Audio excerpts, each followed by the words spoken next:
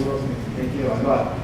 Y lo otro es que, si bien estos sistemas en un inicio, por lo menos en Perú, digamos que surgieron pensando en promover las exportaciones, ¿no? Porque básicamente, digamos que ese fue el ideal. Hoy día en la práctica, la realidad, digamos, revela que las mercancías que salen normalmente de estas zonas especiales, lo que normalmente sucede es que son destinadas al mercado interno, ¿no? Entonces, si por ejemplo, y creo que Álvaro mencionó un poco acerca de eso, las mercancías que salen de Sofratán, un poco para que tengan una idea, en el año 2016 salieron mercancías por cerca de 150 millones de dólares. Menos del 1% se fueron para la exportación. Y aproximadamente 40% de estas mercancías entró para destino nacional. Entonces, y es curioso porque creo que de alguna manera las normas que se han venido dando están buscando alineadas también con esta realidad. Se ha mencionado una que es justamente la posibilidad de que ingrese el producto compensador con tasa arancelaria cero, pero también hoy día es posible hacer uso de estos sistemas, de este sistema, de este régimen y de poder acogerse a las ventajas fiscales, incluso sin exportar. Porque recordarán que antes había una condición para poder gozar de los beneficios que era cumplir con un grado de exportación, y eso fue retirado porque era contrario a las reglas de OMC. Pero hoy día ciertamente un inversionista puede decidir exportar o puede sencillamente decidir ingresar la mercancía al resto del territorio nacional y puede acceder igual a las ventajas fiscales, ¿no? Y bueno, se han mencionado dos buenos ejemplos de cómo a veces no conversa la realidad con la normativa, ¿no? Son dos casos efectivamente muy interesantes. El tema del punto de llegada, que evidentemente se tienen que establecer las condiciones para que pueda funcionar efectivamente esta zona como punto de llegada a cualquier zona primaria en otras partes de las instituciones. Y finalmente, para terminar, creo que es muy importante, y es una labor que el sector viene haciendo sin duda, que es este análisis crítico que tiene que hacerse de estas zonas especiales y de hecho hay un lanzamiento del proceso, ¿no? Pero también creo que esto viene aparejado, probablemente parte del análisis, el costo, o sea, porque todas estas zonas especiales evidentemente apuntan a tratar de que se dé un beneficio económico. Y detrás de un beneficio económico hay un costo, y este costo se traduce justamente en el impuesto a la renta, en las exoneraciones del impuesto a la renta, en los aranceles que no se perciben, en el impuesto general a las ventas. Entonces, pero más allá de esto, si digamos existen beneficios sociales, porque crea empleo o porque hace que una zona especial se desarrolle, quizás tiene mucho sentido, pero si no, hasta qué punto, como está estructurado, es un buen negocio, porque de repente es conveniente no solo transformarlo, sino cambiarlo radicalmente para que tenga éxito. Muchas gracias.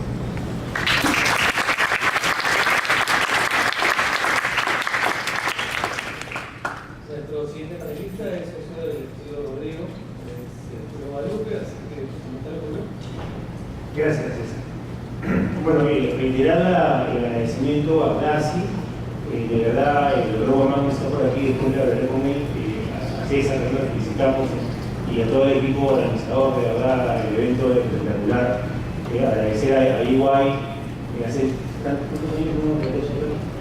Yo he trabajado acá varios años y de verdad me siento mucho gusto de estar por aquí. Seguridad.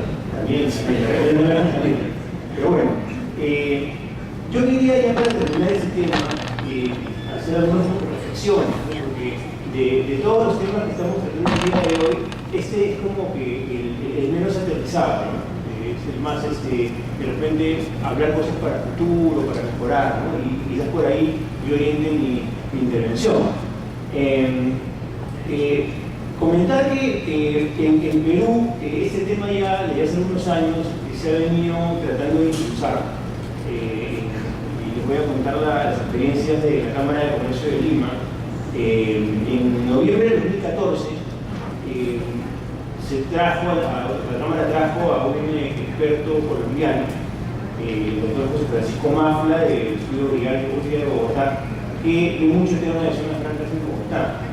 Y él nos decía que en el 2014 existían en Colombia 98 áreas calificadas como zonas francas, había 1.200 empresas que estaban ubicadas en zonas francas, y a información de un evento del 2016 también en la Cámara, las 98 áreas de zonas francas más o menos decía en el 2014 al 2016 y eran 102. Entonces siguen incrementando esas zonas en Colombia. En el 2015 hubo otro evento en la Cámara, se trajo un experto uruguayo, el doctor Marcelo Sica, de Montevideo, y él nos contaba que en Montevideo al 2015 habían 1.560 empresas ubicadas en zonas francas y eso generaba más de 14.500 empleos.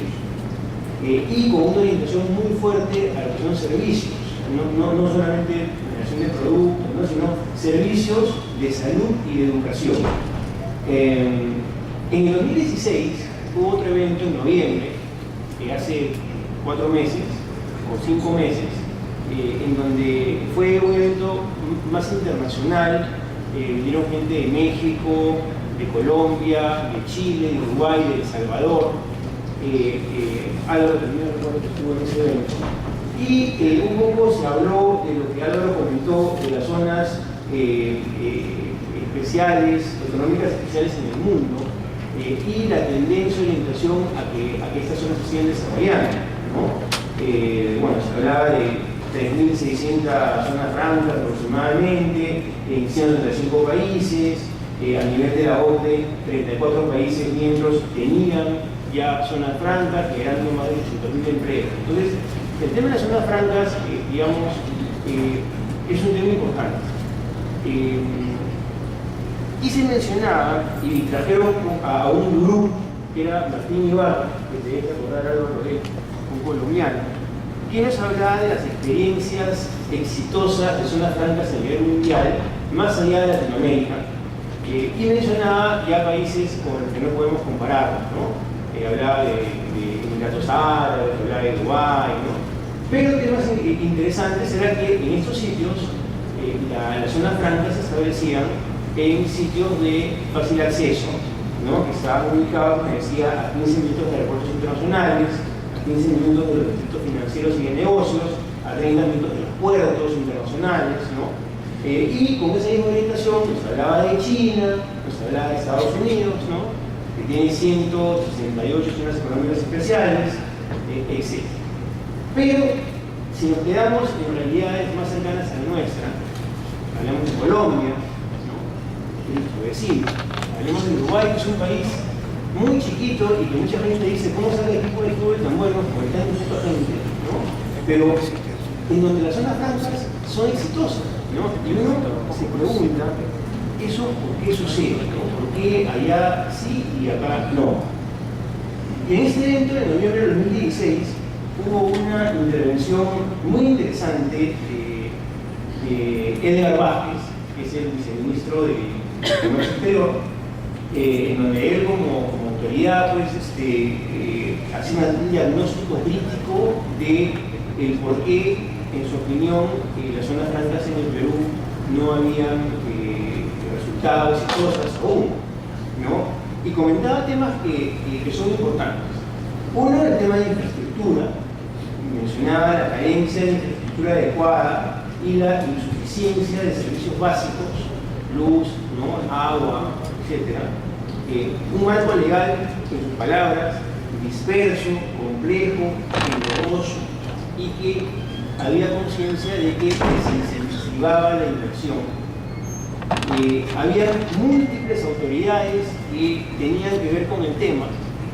Insetur, Produce, MEF y gobiernos regionales, que generaba ya de por sí un tratamiento complejo y caótico. Y procedimientos aduaneros también complicados y más complicados aún que los procedimientos aduaneros que se emplean en el resto del territorio nacional, ¿no? Entonces, acá yo trataba de hacer una pregunta, y con esto ya vamos orientando la exposición más final, pero cómo volvemos interesantes estas zonas en el Perú, ¿no? Yo de verdad a Álvaro lo admiro porque venimos repitiendo el tema con Álvaro hace mucho tiempo, y él es muy crítico con las normas, pero las normas no se cambian. Entonces, la autoridad que tiene la batuta, ¿no? Ese rector, en el tema de zonas francas, no le están haciendo caso. Entonces, ¿qué cosa yo pude levantar de información y con ideas importantes de estos eventos, de otras realidades, en estos eventos internacionales que les comento, ¿no? Y que también este señor que Ibarra es muy conocido a nivel mundial en esos temas sí. Para volver interesante a la CEPI, él hablaba de para que se vuelvan seductoras del inversionista, ¿no? La frase que él decía, ¿no? Primero, a nivel público, tiene que convencerse al presidente de la República. Es claro que en el gobierno anterior eso no sucedió y no iba a suceder. Y él nos decía, ahora con el señor Kuczynski es probable que haya un cambio de mentalidad. Él, que conoce muchos inversionistas, sabe más o menos cómo se mueven los negocios, ¿no? Es probable. Y para convencer al presidente, tiene que convencer al ministro de Economía. Si el MEF no levanta el dedo, no es así a las zonas francas, nunca va a haber zonas francas en el Perú que sean exitosas como en países cercanos como Colombia, como Uruguay, ¿no? Y eso pasa por la visión que siempre ha tenido el MEF de que es un forado fiscal, de que las exoneraciones, que cómo voy a crear el tema de exoneraciones. Algo que me dice el inversionista, el tema del tributo no es lo más importante, pero tiene que estar presente, porque las zonas francas operan en el mundo con ese tipo de incentivos, ¿no? Pero esa visión de forado fiscal es complicada. En estas intervenciones y proyecciones se decía que, de acuerdo a análisis que habían habido a nivel internacional, por cada dólar que el Estado dejaba de obtener en ganancia por tributos, se generaban entre 4 a 6 dólares en inversión, reflejado en puestos de trabajo, en exportaciones. Esa visión es la que, en base al tema académico, al tema de normativa, al tema de experiencia de otros países, es la que la autoridad tiene que entender y se tiene que convencer. Pero no basta, porque no basta convencer al presidente y convencer al MEF, ¿no? Tiene que convencerse al sector privado, porque el sector privado no decide traer su dinero a invertir al país. Y dentro del país, en esas zonas en específico, eso tampoco no va a funcionar nunca, ¿no? Entonces, ¿qué cosa es lo que se decía con experiencia internacional para seducir no solamente al presidente, sino para seducir al inversionista?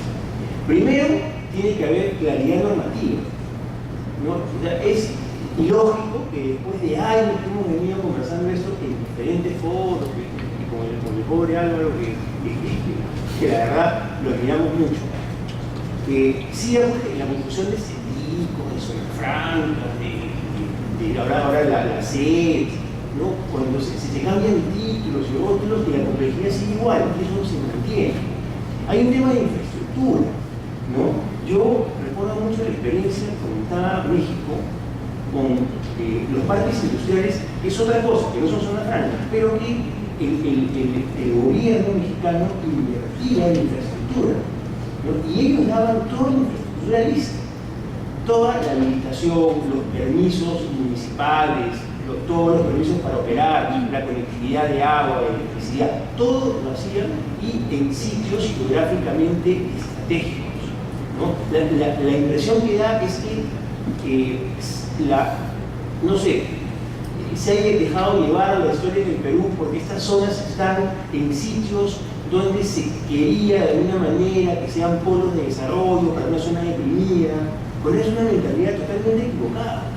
Estos sitios tienen que estar ubicados en sitios en donde haya conectividad, donde hay un acceso directo en poco tiempo, ¿no? Como las experiencias en otros países que comentaba, con los aeropuertos, con los puertos, con zonas industriales, con zonas de negocios, etc., ¿no?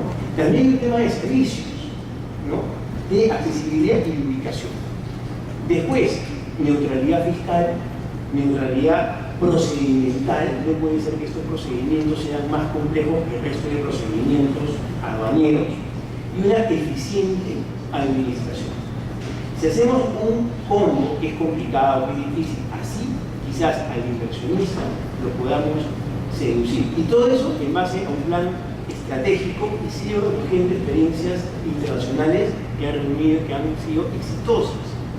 Primero, se debería identificar las ventajas competitivas con que cuenta el país por industria para que en determinadas zonas, ¿no?, estratégicamente ubicadas en base no a criterios de que queremos pueblos de desarrollo para que los pueblos sean menos pobres, no, en base a que sean verdaderamente clústeres, ¿no?, que se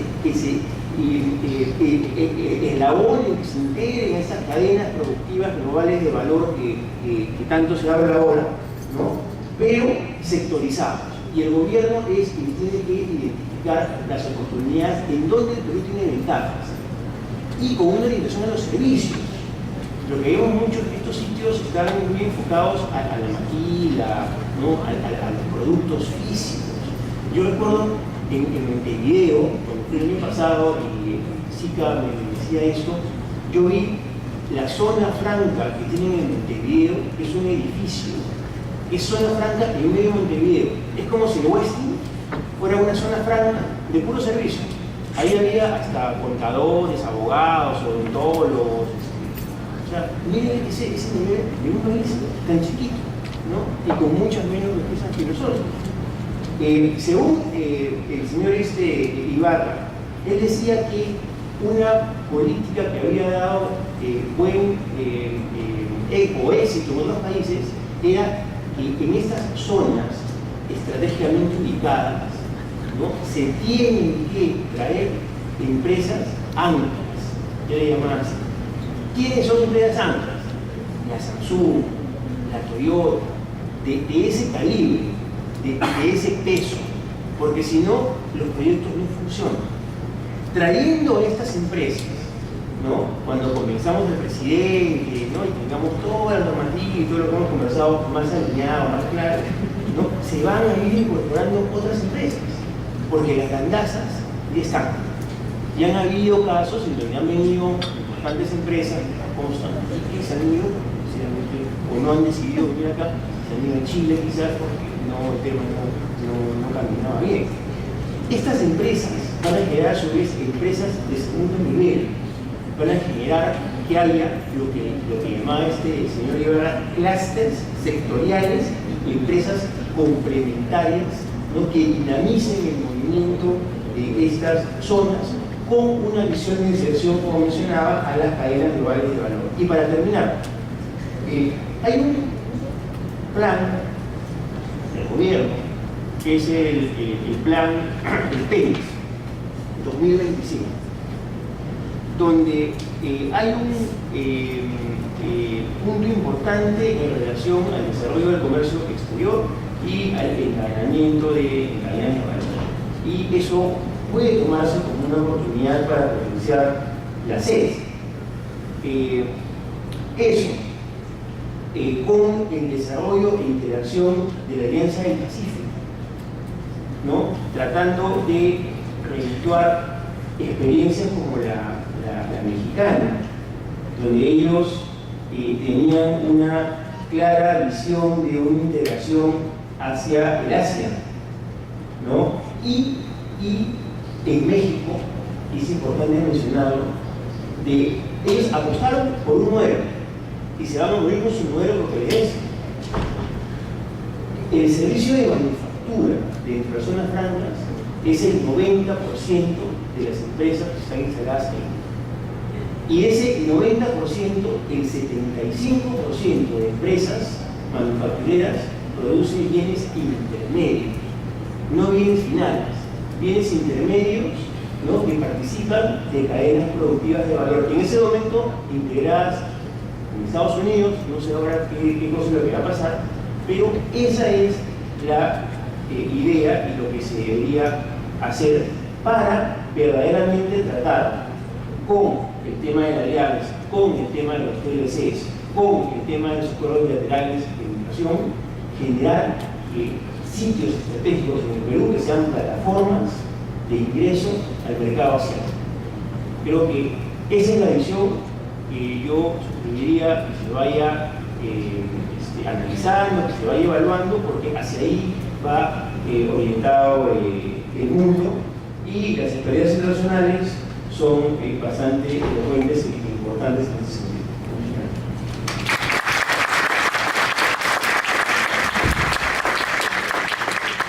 Muchas gracias, Julio, por tu exposición, pero no.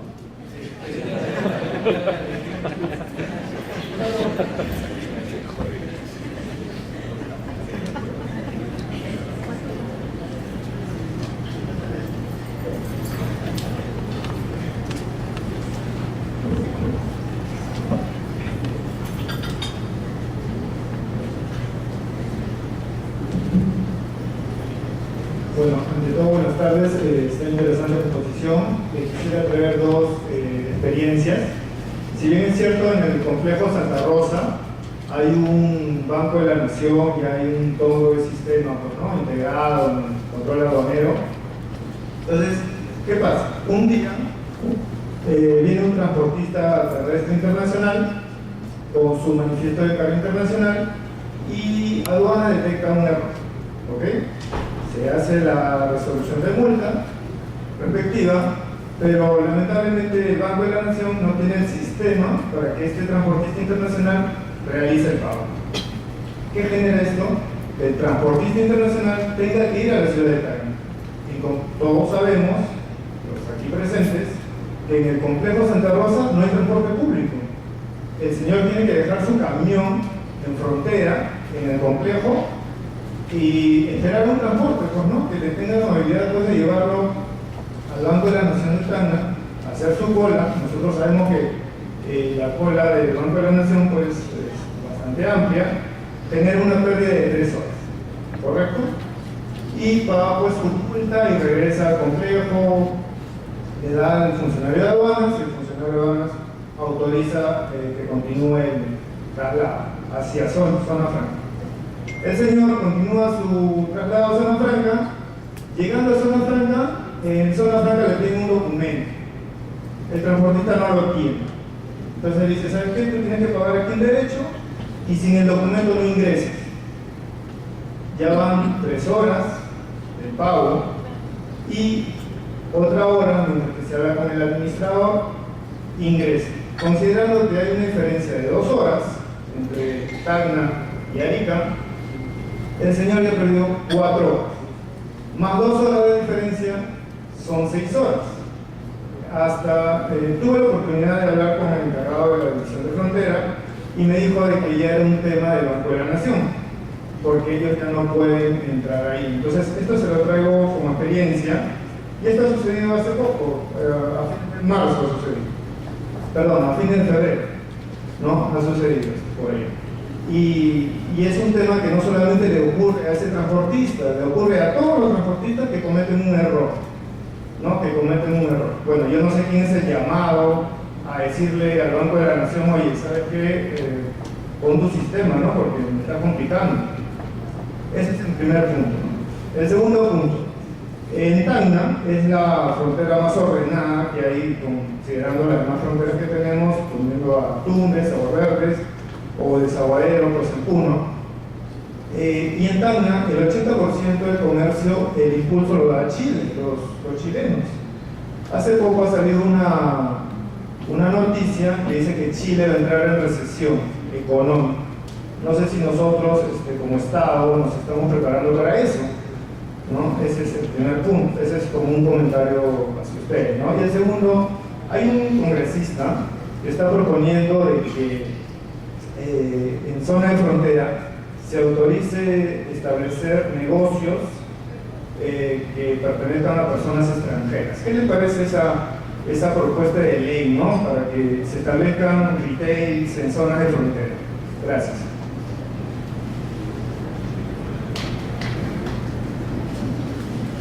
Gracias. Gracias por el comentario. Sobre lo primero, es un ejemplo más de cómo no ponemos, digamos, en valor todo lo necesario para que las zona franca sea de distintos. Es decir, cuando yo les hablaba de zona económica especial, estamos manejando el concepto acá para englobar las diferentes figuras que tenemos. En realidad la zona económica especial, bajo esa denominación, nace en el Asia, en China, y lo que pretendía era una integración de diferentes sectores y una política de la ciudad completa, es decir, el puerto, el aeropuerto, las universidades, el parque industrial, la zona franca, los bancos, todos asociados para generar un entorno de eficiencia. Es decir, no solamente la zona franca de manera aislada, o los demás de manera aislada. Por bien dices, el paso donde el puesto de Santa Rosa es dentro de lo que tenemos es mucho más avanzado. Sin embargo, también tiene limitación. Te agradezco el ejemplo porque es un ejemplo más de las cosas alrededor de la zona franca que tiene que funcionar para que esto también funcione. Sobre el tema del congresista que está proponiendo, no sé exactamente cuál es el proyecto de ley, pero actualmente existe una disposición constitucional, el artículo 71 de la Constitución, que establece que los extranjeros no pueden adquirir ni poseer bienes, terrenos y diferentes residencias, predios, propiedades, dentro de los 50 kilómetros de la frontera, de cualquiera de nuestras fronteras. Sototana está dentro de los 30 kilómetros, de tal manera que queda completamente dentro de la limitación. No solamente de Sototana como el recinto Moreado, prácticamente toda la ciudad de Tacna está dentro de los 50 kilómetros.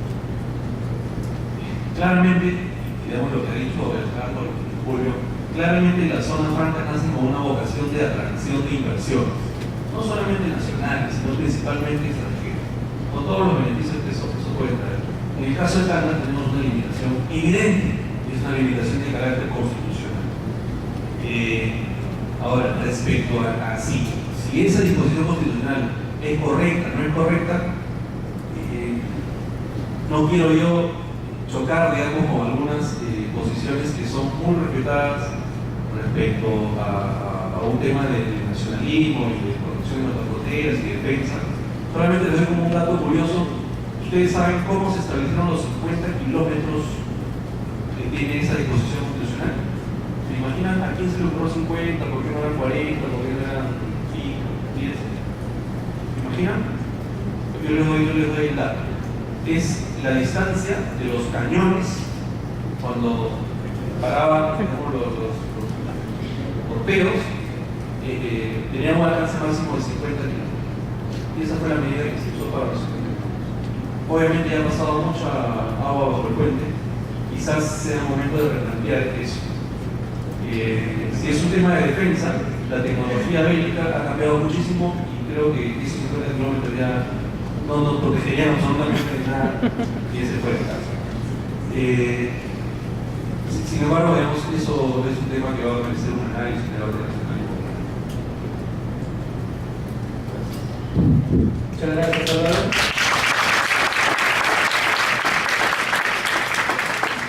Ahora vamos a dar un pequeño presente a nuestra mesa, a Ricardo de Julio. Muchas gracias por las atenciones.